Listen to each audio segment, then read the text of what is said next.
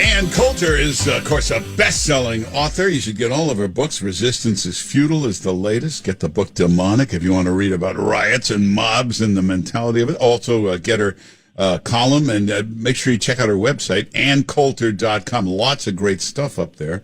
Also, follow Ann Coulter on Twitter. She's a constant tweeter. Ann Coulter, how you doing? Fine, thanks. How are you, Mark Simone? Great. You know, I wish they would every day do those Barr hearings. That was the most entertaining. If you were running a political party, wouldn't you think, gee, that Jerry Nadler's really slimy and repulsive looking. That's not what we should put on TV. That's not going to work in middle America. No, I know. I'd love to have heard that conversation. With Nadler insisting that he has a high Q rating. No, you got to put me on. Got to have me lead this. No, there were many hilarious. I watched about 2 hours of it. I didn't really need to. You could watch 10 minutes and get the gist. And also, the Democrats weren't letting Barr answer questions. That was one of the highlights of it. They were so unbelievably rude. I don't know who the Democrats think they're winning over with that. I guess it pleases their hardcore base to watch Democrats be nasty to Barr, but I can't see any independent or humanely possible swing voter looking at that and thinking, oh, yeah, those Democrats, I want to give them more power. Yeah. And in the 2 hours, there were a few exchanges. I couldn't turn it off because it was so hilarious. Nadler was fantastic. I particularly liked I think Jim Jordan complained about what I was just talking about. He said, whatever their little formal language is, excuse me, Mr. Chairman, but I think we need to give the witness time to answer the questions and not just keep firing the questions at him. And Nadler said something like, I will disregard the member's rudeness.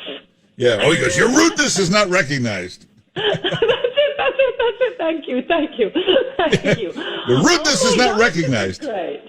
I hope it gets replayed. I was writing my column last night, so I had MSNBC on all night, but it was on mute, and I didn't hear what they're bragging about, but I did see that MSNBC seems to be doing high fives over it, so I don't think we have to worry about independents getting a gander at who's going to be running the country if Trump loses.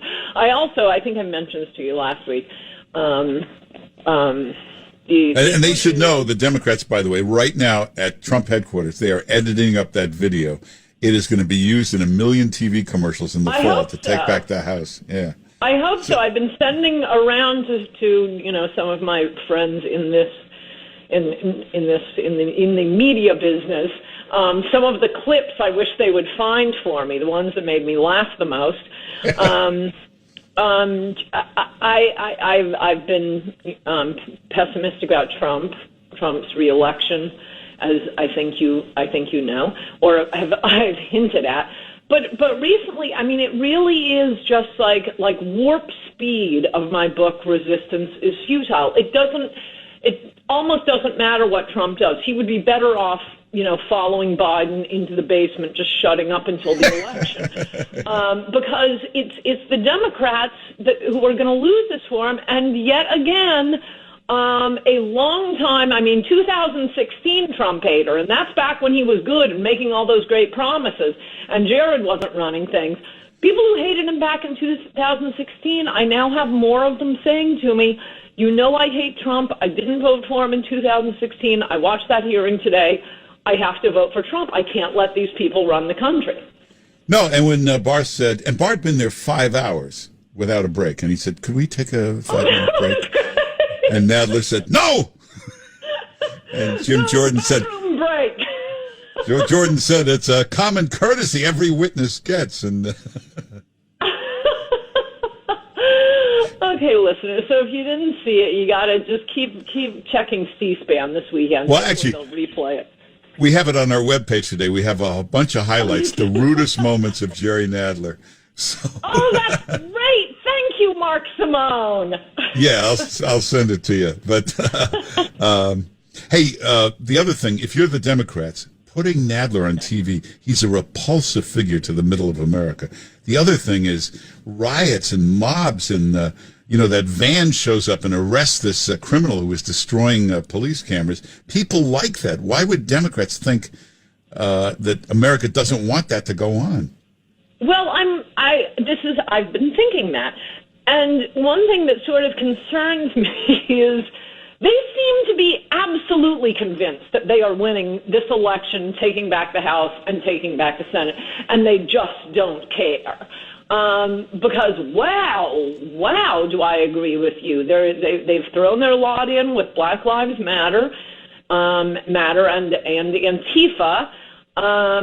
Now, they do have the media helping them by not showing Americans anything that's happening and insisting that these are all peaceful protesters. I really find it kind of amazing that anyone uses the phrase peaceful protesters without irony these days. I mean, we use it on our side, but, while showing some lunatic in a helmet and black mask throwing a Molotov cocktail. But they actually still use it totally unironically.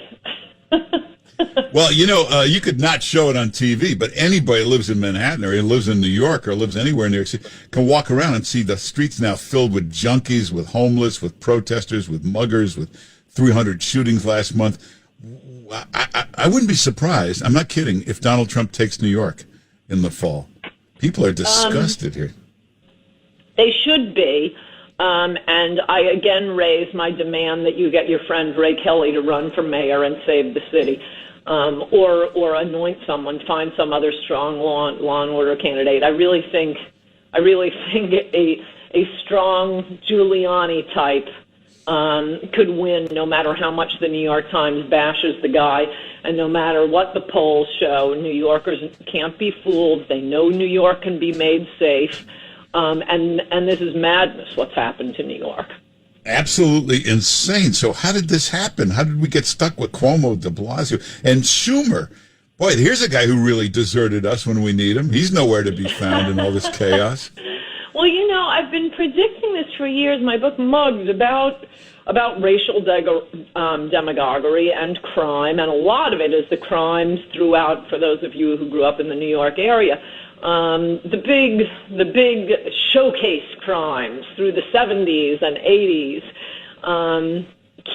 Kiko Garcia, and the You'll Be White Today, and the attack by the Muslims on the police, first under Dinkins, and then totally different situation when it happened under Giuliani. But, it was a long, hard haul under Giuliani and then Bloomberg, to completely transform New York City into a wonderland, into a safe city, and mostly for the most vulnerable. And I mean, since before that book and in that book, I've been warning anyone who would listen. As soon as Democrats get control of the levers again, they're going to put it right back. They're going to put criminals on the street. And after 20 years it takes to clear out the jungle, but you stop clearing out the jungle and it comes back overnight. Wow. Overnight. Hey, that's another book you should get. Get the Ann Coulter's current book, but get the book Mugged. Mugged is this book that racial demagoguery from the 70s to Obama. It's really fun especially if you're like me and grew up in the Connecticut area and very vaguely remember those cases. One of the things that's funny, which you're seeing now, I mean, you always see this, the media will not tell us the truth about crime, is that the initial claims, always involving, racist police and some poor innocent Dominican or something.